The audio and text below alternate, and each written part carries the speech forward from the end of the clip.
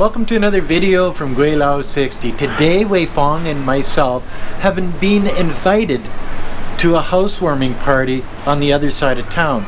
So without further ado, we'll be right back.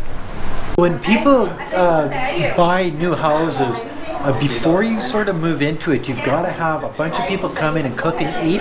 And this is one of the things that you learn. Look at this. Look at what I got to put up with. Hey, at least he's got his mask on.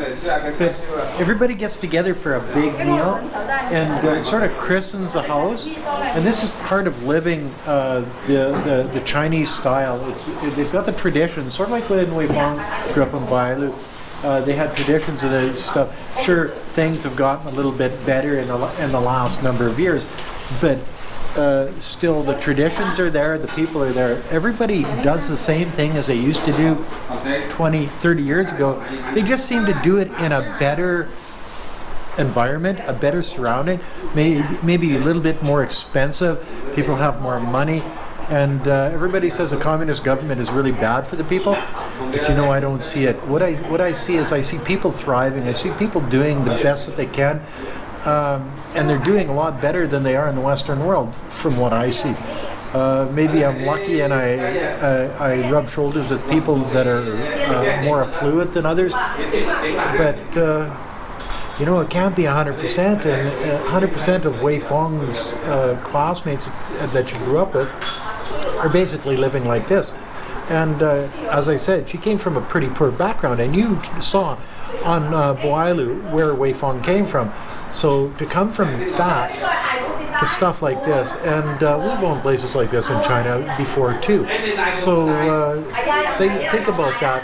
When you're in the Western world saying, oh, our Western government is better, or our lifestyle is better, or we have better opportunities. Do you really have better opportunities? Or are they just what the mainstream media tells you, or your government tells you?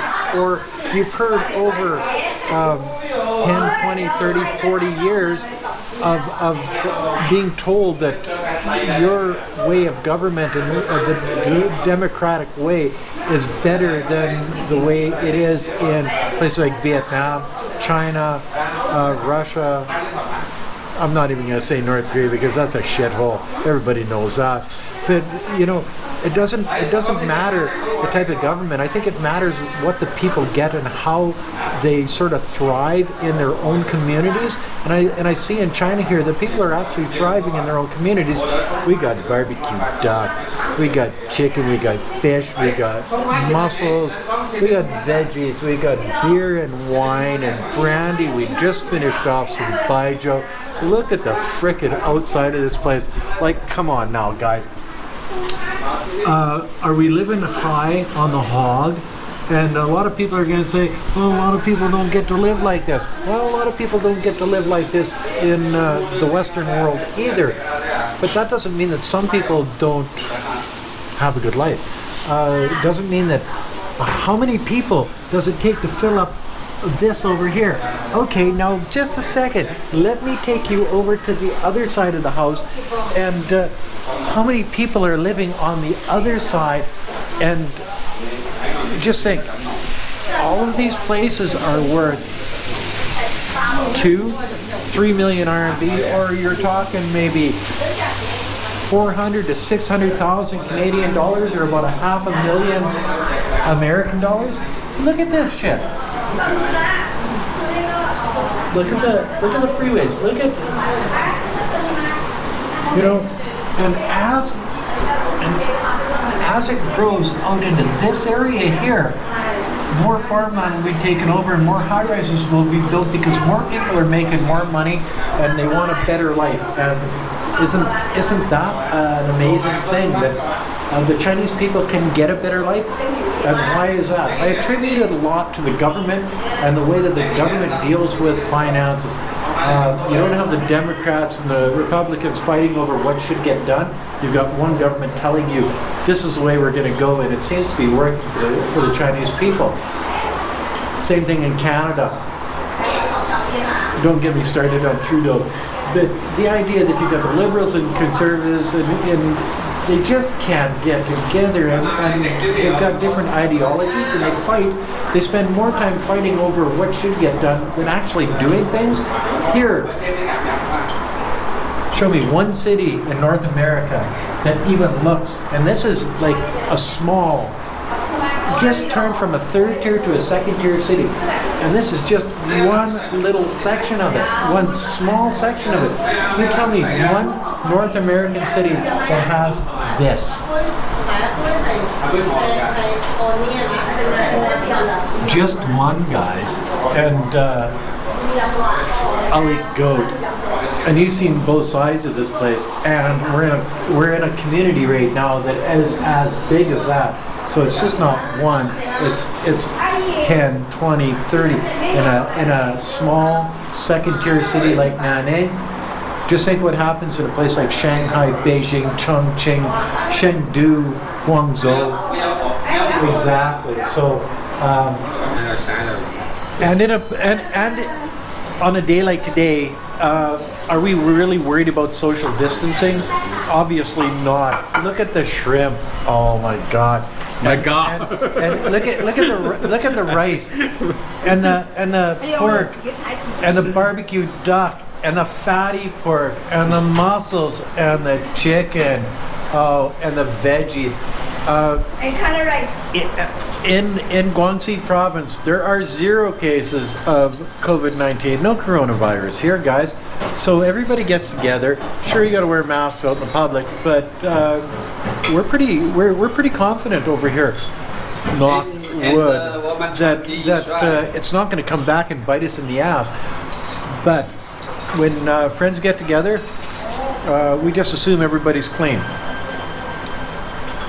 Oh, I hope they are.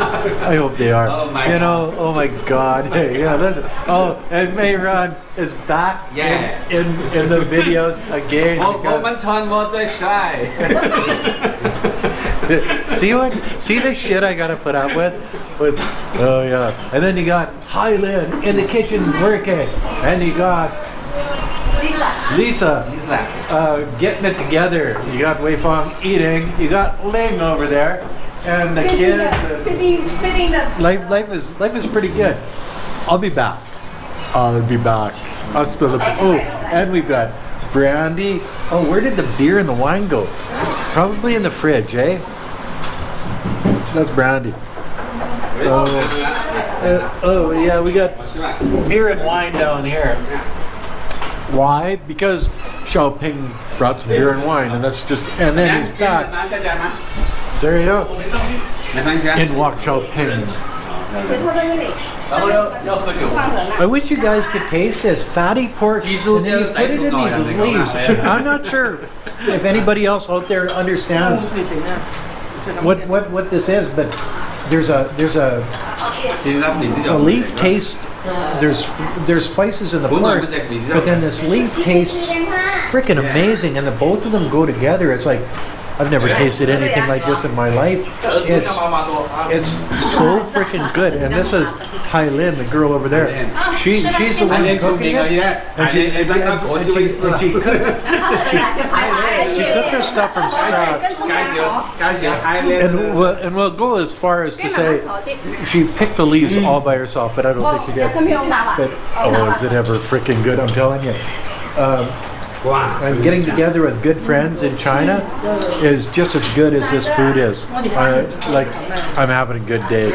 I'm having a really good day.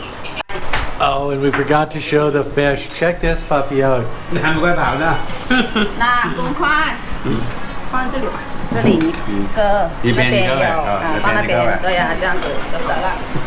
See, if Mayron's going after the head, I'm watching this and I'm videotaping this. Some people like heads. Fish heads. 中國話。咁就先係中國人啊！壓那個頭嘛，不壓的，壓斷它不得了。對呀。哇，搶魚吃哦！就是哦，不要應該說這魚好好吃。哦呦，這麼大一般。得了，沒事，反正都是你的。哦，怎麼都是我的零的。 Get that head, boy. 要零的。阿玲吃这个，阿玲吃这个，是啊，阿玲吃这个，你吃这个。啊也行，你在捅来捅去，哎呀，用白白。难搞是吧？哎，对，再拿嘴巴吃，来，把这虾拿走啊，把地方给他。对呀，吃完再倒虾。所以我为了拍视频，把所有东西吃完，知道吗？战斗力强。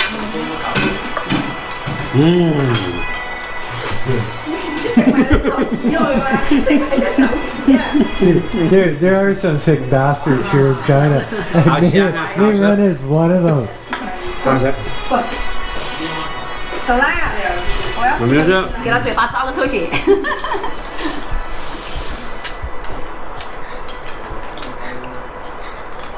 哎，我给我不来抓。